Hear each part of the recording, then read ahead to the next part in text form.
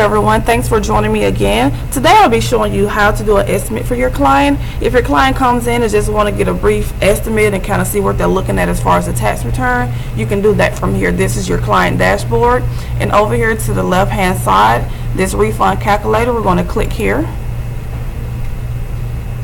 And you're just going to answer these questions about the tax return, what the client, if the client has dependents, what the client made for the year, just so you can go ahead and get an estimate for that client.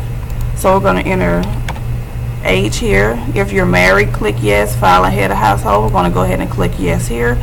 Qualified widower, no. Click next. Can someone claim you as a dependent? No. If you have dependents, put your number of dependents there. So I'm going to put 2 there. Now your other questions populate, asking you questions about the dependent, number of dependents that receive daycare. If you have paying daycare for any of the dependents, you can put that number here. The total number of dependents that's under the age of 16, and if the dependent is a full-time student. So if they're under 16, so they're not a full-time student, that refers to a college student.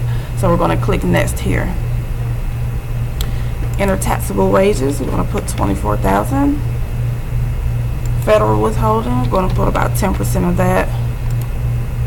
State, if there were any, we're just going to leave 0 there and 0 for unemployment income.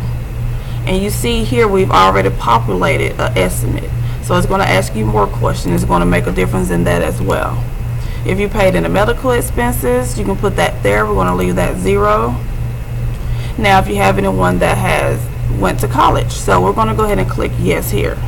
And we're going to say that we paid about $2,400 for tuition, 0 in interest paid. So once I click next there, you see that refund jumped up from $8,000 to $96.59.